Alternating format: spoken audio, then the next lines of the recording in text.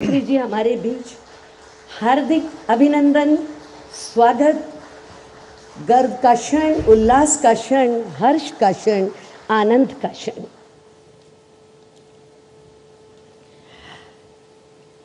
अब माननीय रेल, संचार, इलेक्ट्रॉनिक्स और सूचना प्रौद्योगिकी मंत्री श्री अश्विनी वैष्णव जी से अनुरोध है, माननीय प्रधानमंत्री जी का शॉल से स्वागत करें।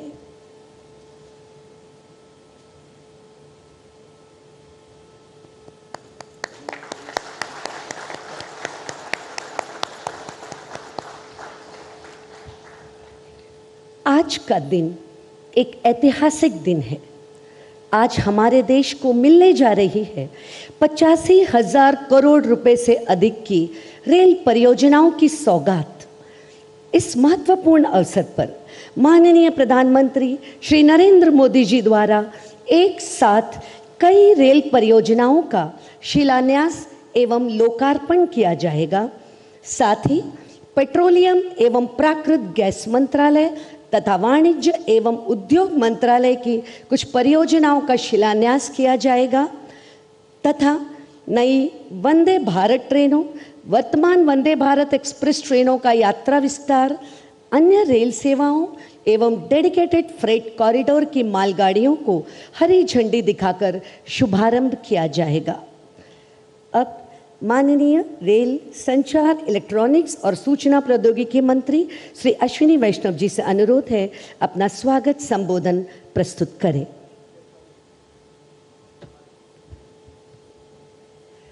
परम आदरणीय प्रधानमंत्री श्री नरेंद्र मोदी जी, माननीय राज्यपाल महोदय, माननीय मुख्यमंत्री महोदय, माननीय मंत्रीगण, सांसदगण, विधायकगण, देश भर में 760 से अधिक स्थानों पर जुड़े करीब 9 लाख महानुभाव, आप सभी का इस विकास महोत्सव में स्वागत है। प्रधानमंत्री श्री नरेंद्र मोदी जी ने रेलवे को भारत की विकास यात्रा का माध्यम बनाया है। आज का ये विकास पर्व प्रधानमंत्री जी की इस बड़ी सोच का साक्षी है। कुछ उदाहरण प्रस्तुत करता हूं। डेडिकेटेड फ्रेट कॉरिडोर की कल्पना 2004 में हुई थी। 2004 से 2014 लंबा काल था, 10 साल का। इस महत्वपूर्ण प्रोजेक्ट का 1 किलोमीटर भी पूरा नहीं हो पाया 2004 से 2014। 2014 में प्रधानमंत्री श्री नरेंद्र मोदी जी ने देश की जिम्मेदारी संभाली। देश की जिम्मेदारी संभालते ही फ्रेट कॉरिडोर पर फोकस किया, काम में तेजी आई और देखते ही देखते ये प्रोजेक्ट जमीन पर दिखने लगा। 2014 से 2024 के इन 10 वर्षों में, देखिए वो भी 10 वर्ष थे, ये भी 10 वर्ष, इन 10 वर्षों में प्रधानमंत्री श्री नरेंद्र मोदी जी ने 2,500 किलोमीटर का फ्रेट कॉरिडोर बनाया।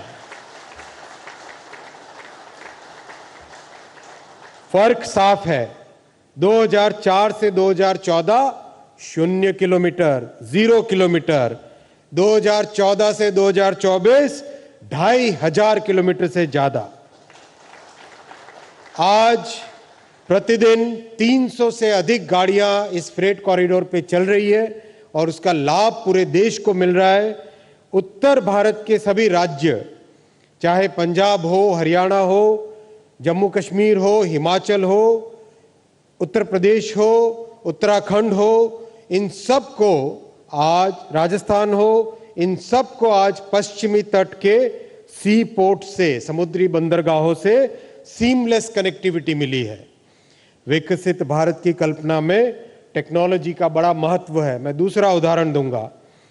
डेडिकेटेड फ्रेट कॉरिडोर के इस ऑपरेशन कंट्रोल सेंटर में आधुनिक टेक्नोलॉजी का उपयोग हुआ है। भविष्य की रेलवे की झलक इस फ्रेट कॉरिडोर के कंट्रोल सेंटर में दिखाई देती है। इस एक अकेले कंट्रोल सेंटर से 1,500 किलोमीटर के फ्रेट कॉरिडोर को एक ही जगह से संचालित किया जाएगा। एक एक इलेक्ट्रिकल पोल, एक एक सिग्नल, एक एक ट्रैक की पॉइंट मशीन, सभी की व्यवस्था, सभी का कंट्रोल इस एक फ्रेट कंट्रोल से होता है। मैं तीसरा उदाहरण दूंगा टेक्नोलॉजी का और प्रधानमंत्री जी की विराट सोच का। Digitally controlled station. आज माननीय प्रधानमंत्री जी करीब 2500 से ज़्यादा डिजिटली कंट्रोल्ड रेलवे स्टेशंस का लोकार्पण करेंगे। डिजिटल कंट्रोल से स्टेशंस की सेफ्टी कई गुने बढ़ जाती है। 2014 से पहले हर वर्ष मात्र 40-50 स्टेशन को डिजिटल कंट्रोल में अपग्रेड करते थे।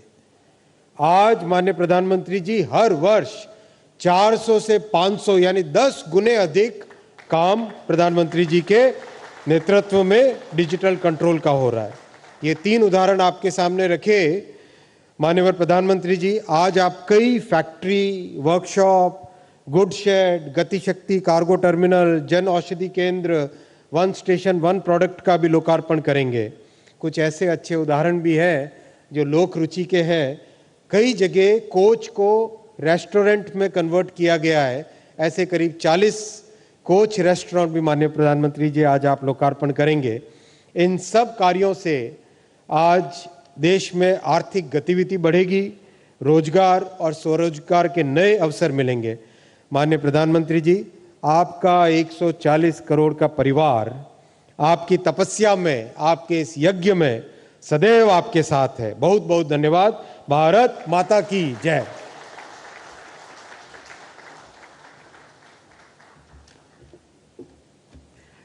धन्यवाद आदरणीय रेल मंत्री महोदय। मान्यवर, आज माननीय प्रधानमंत्री श्री नरेंद्र मोदी जी के कर कमलों द्वारा कई महत्वपूर्ण परियोजनाओं का राष्ट्र को समर्पण एवं शिलान्यास होने जा रहा है। अब हमारा माननीय प्रधानमंत्री श्री नरेंद्र मोदी जी से विनम्र निवेदन है कि अपने कर कमलों से रिमोट का बटन दबाकर पट्टिकाओं का अनावरण कर विकास परियोजनाओं का शिलान्यास एवं लोकार्पण करें।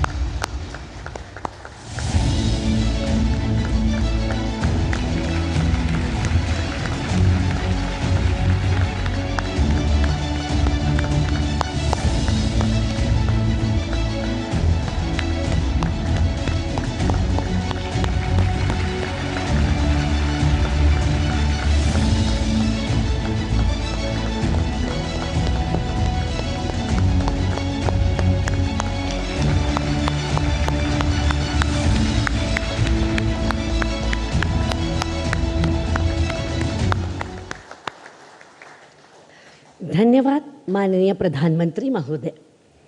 अब प्रस्तुत है आज के समारोह में लोकार्पित एवं शिलान्यास की गई महत्वपूर्ण परियोजनाओं के बारे में जानकारी दर्शाती हुई एक लघु फिल्म। आज तेजी से बदल रहा है भारत। वर्ष 2047 तक विकसित भारत के मिशन को पूरा करने के लिए बीते 10 वर्षों से रखी जा रही है मजबूत भारत की नींव। और यह सब संभव हुआ है देश के यशस्वी प्रधानमंत्री श्री नरेंद्र मोदी जी की दूरदर्शी विजन के कारण। वर्ष 2014 के बाद से मोदी सरकार द्वारा देश की बुनियादी ढांचे के विकास में अभूतपूर्व निवेश किया गया है और देश के हर हिस्से में किया गया है अत्याधुनिक इंफ्रास्ट्रक्चर का निर्माण। पिछले 10 वर्षों में किया गया है भारतीय रेल की विकास परियोजनाओं में 12 लाख करोड़ रुपए से अधिक का रिकॉर्ड निवेश। भारतीय रेलवे आज एक बहुत बड़े ट्रांसफॉर्मेशन के दौर से गुजर रही है। इस दशक के अंत तक भारतीय रेलवे का पूरी तरह कायाकल्प होने जा रहा है। इसी क्रम में प्रधानमंत्री जी द्वारा आज देशवासियों को दी जा रही है 85,000 करोड़ रुपए से अधिक की रेल परियोजनाओं की सौगात। जिन रेल परियोजनाओं का आज शिलान्यास और राष्ट्र को समर्पण किया जा रहा है उनमें शामिल हैं नई rail line, multi tracking, electrification, cargo terminal और डेडिकेटेड फ्रेट कॉरिडोर से जुड़ी परियोजनाएं। प्रधानमंत्री जी आज 10 नई वंदे भारत, 4 वंदे भारत ट्रेनों का विस्तार, 2 नई पैसेंजर ट्रेन एवं 6 राज्यों के डीएफसी पर चलने वाली विशेष मालगाड़ियों का कर रहे हैं हरी झंडी दिखाकर शुभारंभ। इनके संचालन से देशवासियों को मिलेगा तेज और आरामदायक सफर का अनुभव एवं माल ढुलाई को मिलेगी अभूतपूर्व गति। माननीय प्रधानमंत्री जी आज राष्ट्र को समर्पित कर रहे हैं डेडिकेटेड फ्रेट कॉरिडोर का new Makarpura new Gholvad section और न्यू खुर्जा सानेहवाल सेक्शन। साथ ही कर रहे हैं वेस्टर्न डेडिकेटेड फ्रेट कॉरिडोर के ऑपरेशन कंट्रोल सेंटर का लोकार्पण। प्रधानमंत्री जी के मार्गदर्शन में बीते वर्षों में देश में 2500 किलोमीटर से अधिक डेडिकेटेड फ्रेट कॉरिडोर का निर्माण किया जा चुका है और आज यह बन चुके हैं देश की समृद्धि के कॉरिडोर।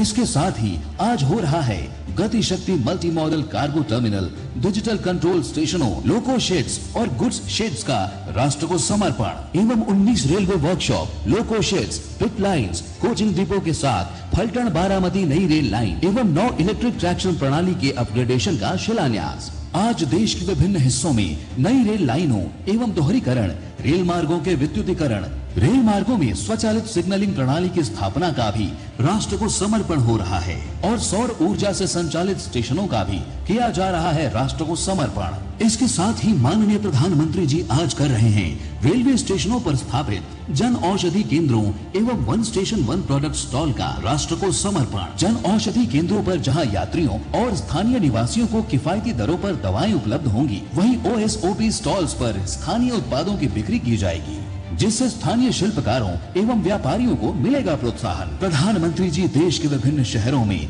रेल कोच रेस्टोरेंट को कर रहे हैं राष्ट्र को समर्पित, जहां रेल यात्री और स्थानीय लोग लजीज व्यंजनों का उठा सकेंगे आनंद।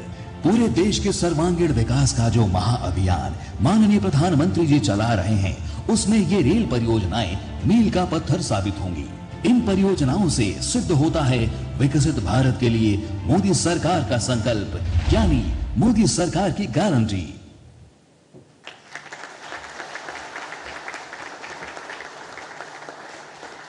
धन्यवाद इस सूचनाप्रद लघु फिल्म के लिए। अब हमारा माननीय प्रधानमंत्री श्री नरेंद्र मोदी जी से विनम्र निवेदन है कि 10 नई वंदे भारत एक्सप्रेस ट्रेन सहित 4 वंदे भारत एक्सप्रेस ट्रेनों के यात्रा विस्तार, अन्य रेल सेवाओं एवं डेडिकेटेड फ्रेट कॉरिडोर की मालगाड़ियों को हरी झंडी दिखाकर शुभारंभ करें।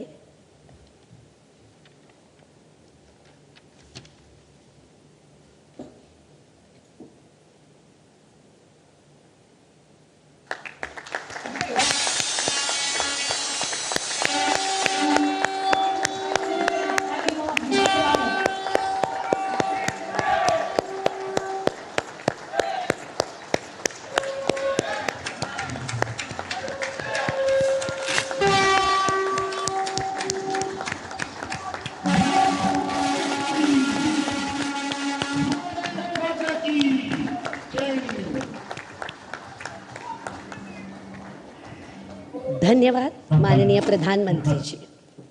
और अब वह महत्वपूर्ण क्षण आ गया है जब माननीय प्रधानमंत्री श्री नरेंद्र मोदी जी अपने आशीर्वचनों से हम सभी का मार्गदर्शन करेंगे। माननीय प्रधानमंत्री महोदय से विनम्र अनुरोध है, अपने बहुमूल्य संबोधन से हमें अनुग्रहित करें।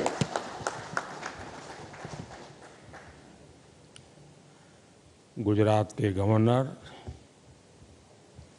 आचार्य श्री देवव्रत जी,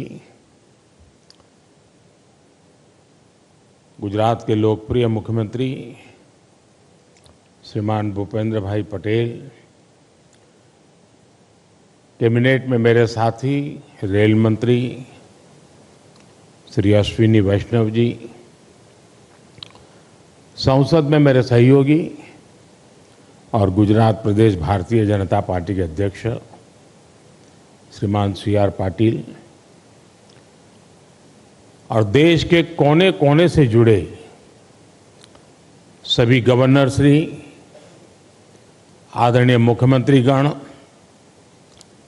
सांसदगण, विधायकगण, मंत्रीगण, और मैं स्क्रीन पर देख रहा हूं मेरे सामने 700 से ज्यादा स्थान पर वहां के सांसद के नेतृत्व में, वहां के मंत्री के नेतृत्व में लाखों लोग आज इस कार्यक्रम में जुड़े हैं। शायद रेलवे के इतिहास में एक साथ हिंदुस्तान के हर कोने में इतना बड़ा कार्यक्रम कभी नहीं हुआ होगा।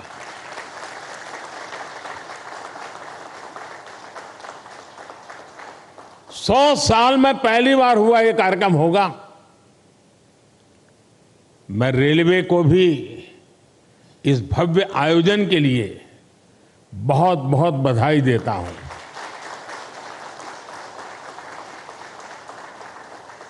विकसित भारत के लिए हो रहे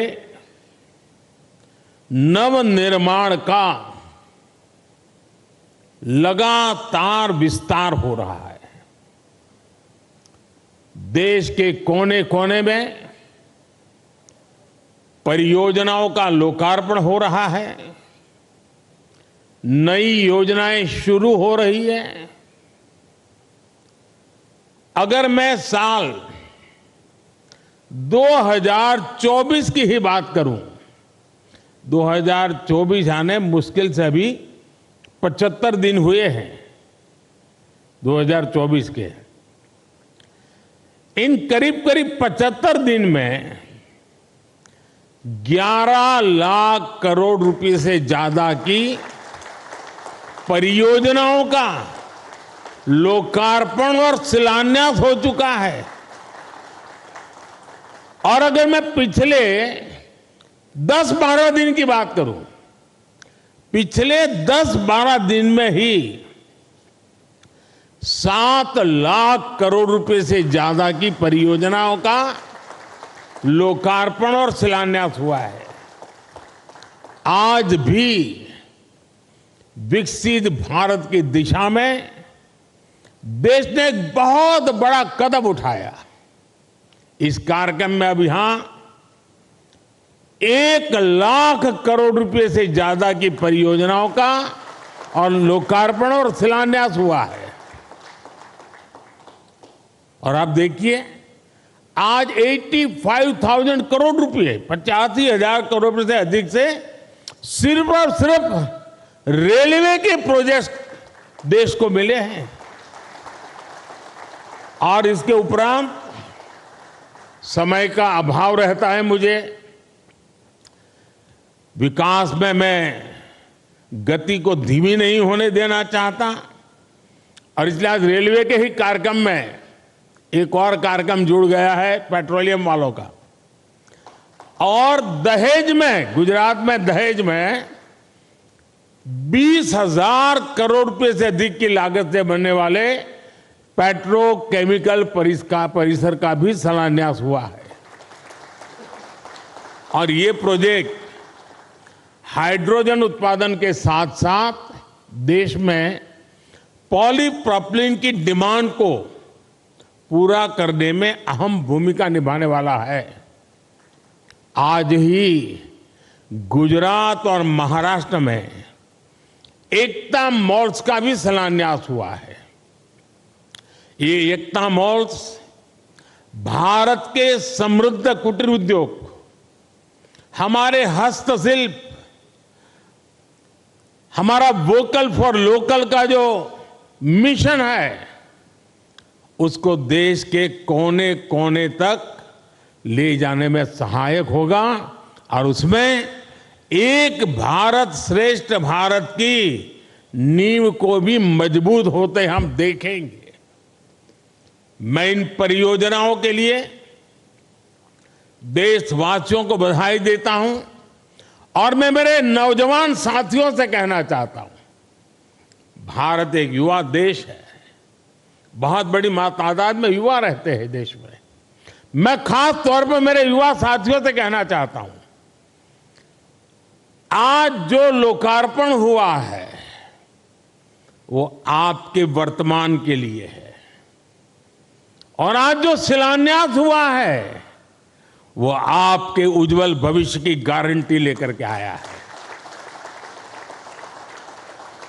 साथियों, आजादी के बाद की सरकारों ने राजनीतिक स्वार्थ को जिस तरह प्राथमिकता दी और उसकी बहुत बड़ी शिकार भारतीय रेल रही है। आप पिछले 2014 के पहले के 25-30 रेल बजट देख लीजिए। रेल मंत्री देश की पार्लियामेंट में क्या बोलते थे? हमारी फलानी ट्रेन का वहां स्टॉपेज दे देंगे, वहां हम डिब्बे 6 है तो 8 कर देंगे।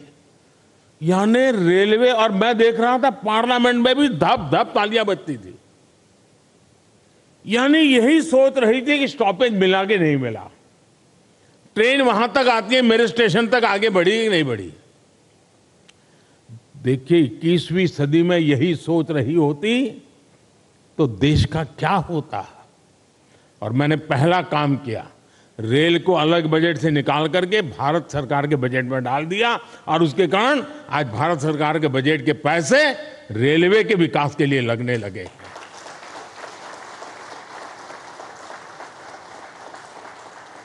पिछले दिनों देखा है इन दशकों में समय की पाबंदी,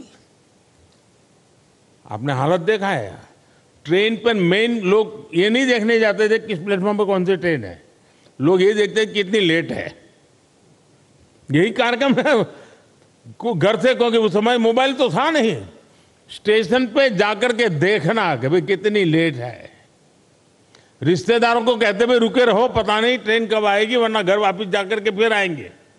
ये रहता था। स्वच्छता की समस्या, सुरक्षा, सहूलियत, हर चीज पैसेंजर के नसीब पर छोड़ दी गई थी। 2014 में देश में, आज से 10 साल पहले, नॉर्थ ईस्ट के 6 राज्यों ऐसे थे जहां की राजधानी हमारे देश की रेलवे से नहीं जुड़ी थी।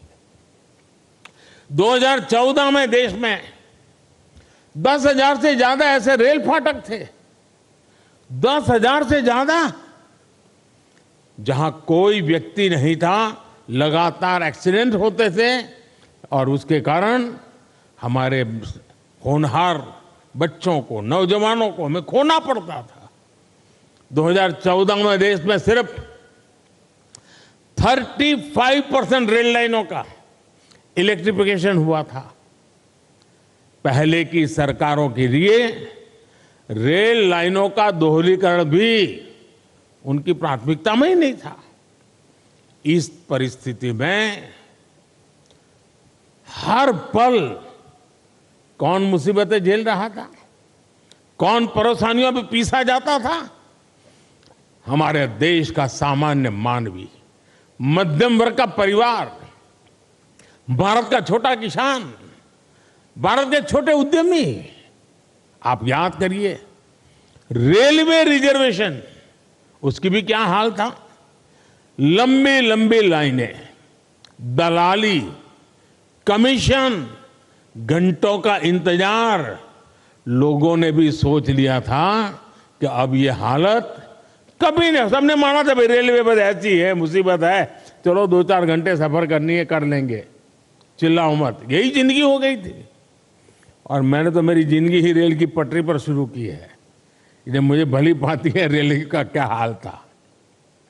साथियों, भारतीय रेल को उस नर्क जैसी स्थिति से बाहर निकालने के लिए जो इच्छा शक्ति चाहिए थी, वो इच्छा शक्ति हमारी सरकार ने दिखाई है। अब रेलवे का विकास सरकार की सर्वोच्च प्राथमिकताओं में से एक है। हमने 10 वर्षों में औसत रेल बजट को 2014 से पहले की तुलना में 6 गुना ज्यादा बढ़ाया है। और मैं आज देश को ये गारंटी दे रहा हूं कि अगले 5 साल में वो भारतीय रेल का ऐसा कार्यकल्प होते देखेंगे जिसकी उन्होंने कल्पना भी नहीं की होगी। आज का ये दिन इसी इच्छा शक्ति का जीता जागता सबूत है। देश का नौजवान तय करेगा उसको कैसा देश चाहिए, कैसी रेल चाहिए। ये 10 साल का काम अभी तो ट्रेलर है, मुझे तो और आगे जाना है। आज गुजरात, महाराष्ट्र, यूपी, उत्तराखंड, कर्नाटक, तमिलनाडु, दिल्ली, एमपी, तेलंगाना, आंध्र प्रदेश, बिहार, झारखंड, पश्चिम बंगाल, उड़ीसा, इतने राज्यों में वंदे भारत ट्रेनें मिल चुकी है जी। और इसी के साथ ही देश में वंदे भारत ट्रेन की सेवाओं का शतक भी लग गया है। वंदे भारत ट्रेनों का नेटवर्क अब देश के 250 से अधिक जिलों तक पहुंच चुका है। जन भावनाओं का सम्मान करते हुए सरकार वंदे भारत ट्रेनों का रूट भी लगातार बढ़ा रही है। अहमदाबाद जामनगर वंदे भारत ट्रेन अब द्वारिका तक जाएगी। और मैं तो अभी द्वारिका में जाकर के डुबकी लगा के आया हूं। अजमेर, दिल्ली, सराय रोहिल्ला वंदे भारत एक्सप्रेस अब चंडीगढ़ तक जाएगी। गोरखपुर लखनऊ वंदे भारत एक्सप्रेस अब प्रयागराज तक जाएगी। और इस बार तो कुंभ का मेला होने वाला है, तो उसका महत्व और बढ़ जाएगा।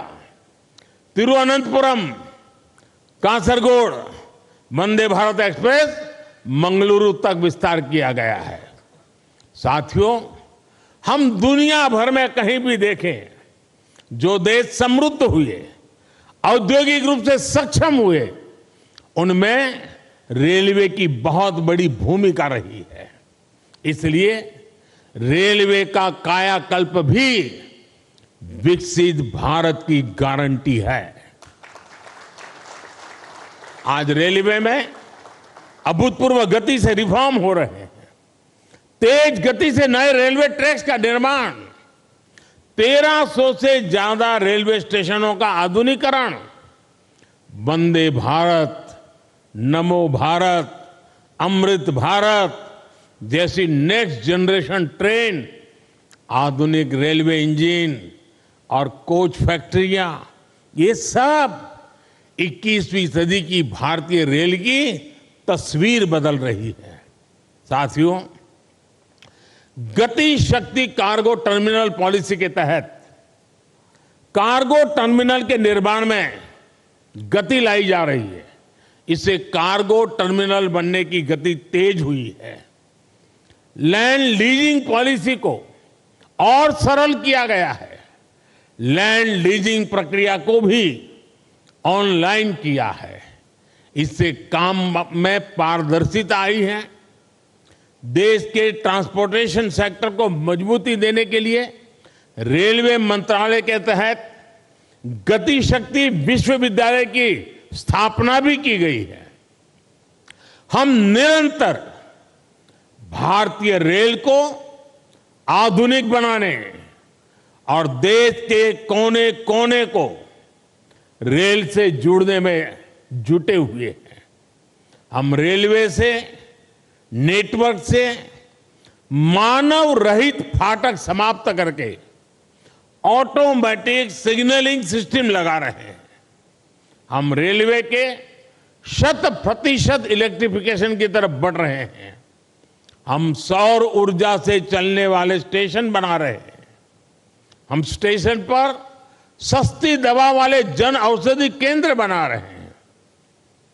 और साथियों, ये ट्रेनें, ये पटरियां, ये स्टेशन ही नहीं बन रहे, बल्कि इनसे मेड इन इंडिया का एक पूरा इकोसिस्टम बन रहा है।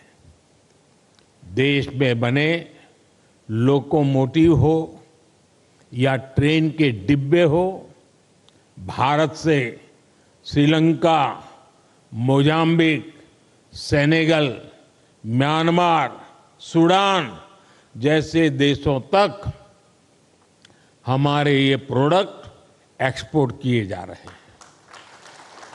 भारत में बनी सेमी हाई स्पीड ट्रेनों की डिमांड दुनिया में बढ़ेगी, तो कितने ही नए कारखाने यहां लगेंगे।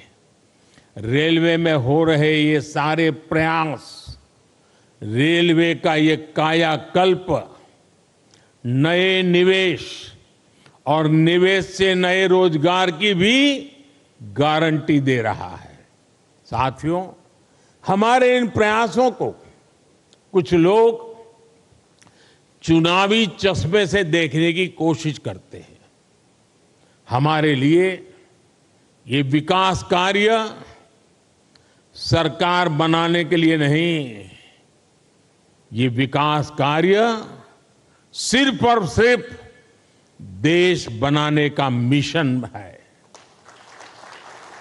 पहले की पीढ़ियों ने जो कुछ भुगता वो हमारे नौजवानों और उनके बच्चों को नहीं भुगतना पड़ेगा, और ये मोदी की गारंटी है। साथियों, भाजपा के 10 वर्ष के विकास काल का एक और उदाहरण पूर्वी और पश्चिमी डेडिकेटेड फ्रेट कॉरिडोर भी है।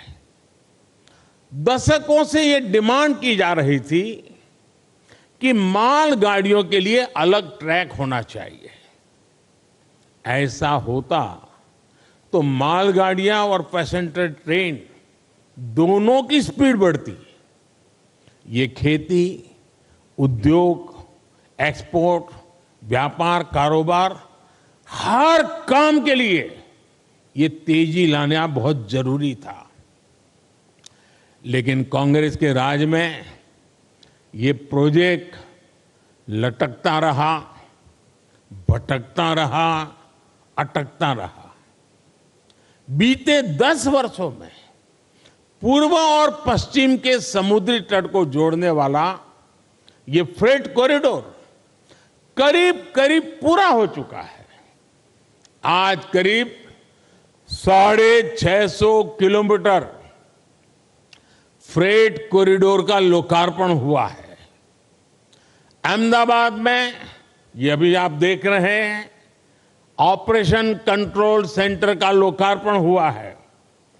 सरकार के प्रयासों से अब इस कॉरिडोर पर माल गाड़ी की स्पीड 2 गुना से अधिक हो गई है। इन कॉरिडोर पर अभी के मुकाबले बड़े वैगन को चलने की क्षमता है, जिनमें हम अधिक सामान ले जा सकते हैं। पूरे फ्रेट कॉरिडोर पर अब इंडस्ट्रियल कॉरिडोर भी विकसित किए जा रहे हैं।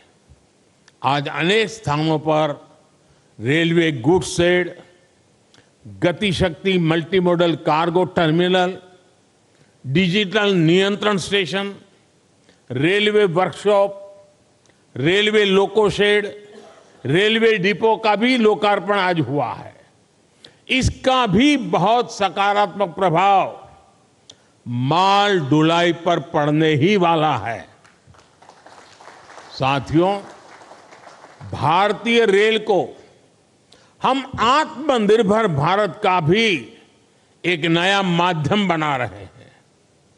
मैं वोकल फॉर लोकल का प्रचारक हूं, तो भारतीय रेल वोकल फॉर लोकल का एक सशक्त माध्यम है। हमारे विश्वकर्मा साथियों, हमारे कारीगरों, शिल्पकारों, महिला स्वयं समूहों के स्थानीय उत्पाद अब स्टेशन पर बिकेंगे। अभी तक रेलवे स्टेशनों पर वन स्टेशन वन प्रोडक्ट के 1500 स्टॉल खुल चुके हैं। इसका लाभ हमारे हजारों गरीब भाई बहनों को हो रहा है। साथियों, मुझे खुशी है कि भारतीय रेलवे आज विरासत भी विकास भी इस मंत्र को साकार करते हुए क्षेत्रीय संस्कृति और आस्था से जुड़े पर्यटन को भी बढ़ावा दे रही है। आज देश में रामायण सर्किट, गुरु कृपा सर्किट, जैन यात्रा पर भारत गौरव ट्रेनें चल रही है। यही नहीं, आस्था स्पेशल ट्रेन तो देश के कोने से श्री राम भक्तों को अयोध्या तक ले जा रही है। अब तक करीब 350 आस्था ट्रेनें चली हैं और इनके माध्यम से 4.5 लाख से ज्यादा श्रद्धालुओं ने अयोध्या में रामलला के दर्शन किए। साथियों, भारतीय रेल आधुनिकता की रफ्तार पर ऐसे ही तेजी से आगे बढ़ती रहेगी और ये मोदी की गारंटी है। सभी देशवासियों के सहयोग से विकास का ये उत्सव भी निरंतर जारी रहेगा। एक बार फिर मैं सभी मुख्यमंत्रियों का, गवर्नर जी का और इन 700 से अधिक स्थान पर जो इतनी बड़ी तादाद में लोग खड़े बैठे हैं, कार्यक्रम में आए हैं, और सुबह 9, साढ़े 9 बजे ये कार्यक्रम करना कोई सरल काम नहीं है, लेकिन देश का जनमानस विकास के साथ जुड़ गया है और इसीलिए ये नजारा देखने को मिल रहा है। जो इतनी बड़ी तादाद में आज आए हैं, इस कार्यक्रम में शरीक हुए, 700 से अधिक जिलों में ये विकास की एक नई लहर उनको अनुभव हो रही है। मैं आप सबका बहुत बहुत धन्यवाद करता हूं और मैं आप सबकी विदाई लेता हूं। नमस्कार।